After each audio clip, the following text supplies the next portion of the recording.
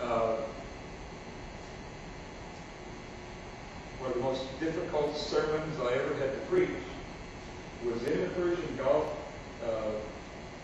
after 3 sailors were killed in a liberty accident. They'd left the ship just for some R&R, and they were in Desert Bike or something, one of those all-terrain vehicles, and they turned over and killed them out there at Abu Dhabi. And 3 days later was Christmas. So here we are in this kind of war scenario in a very dangerous place. We lost 3 of our shipmates, and I'm supposed to sing Christmas songs and get people excited about the season. Very difficult time. Celebrate Christmas. But I wouldn't have been anywhere else.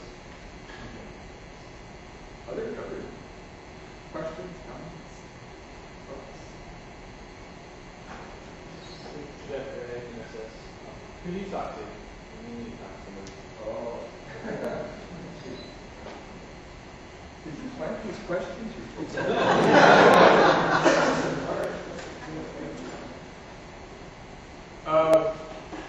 There are other chaplains.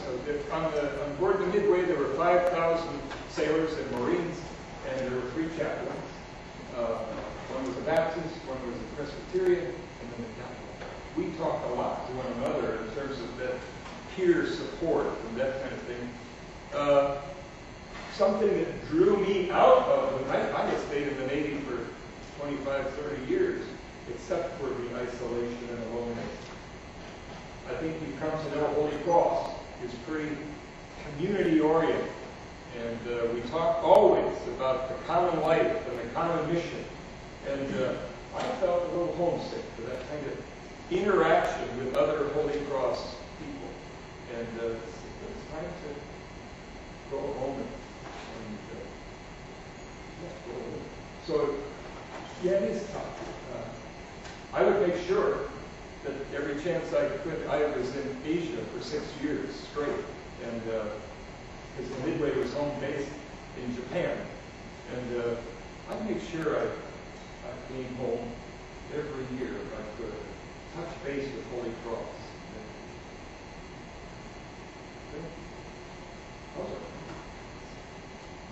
Oh, yeah. 3 more minutes. I don't know. One more question.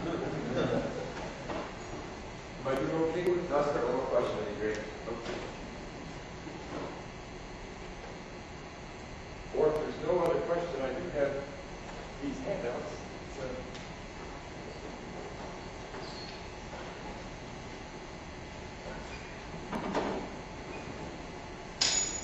Basically, the handout is just kind of recalling the 3 R's. It gives you a glimpse. I don't know if this is on their final exam or not. I actually do have one more question.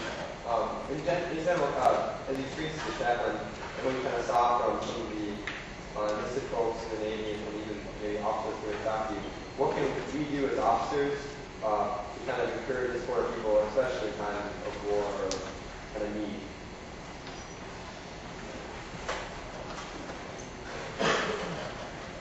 I think there are incredible pressures on you folks as officers and as leaders, and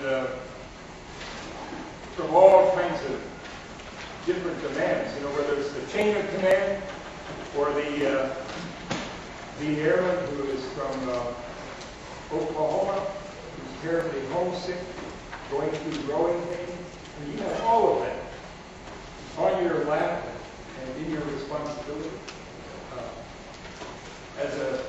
As a religious person myself, I don't know what your persuasion is or your background is. I think one of the most important things you can do is pray for those entrusted to your care. When you go to bed at night, however you do it, ask God to be with them and to bless them.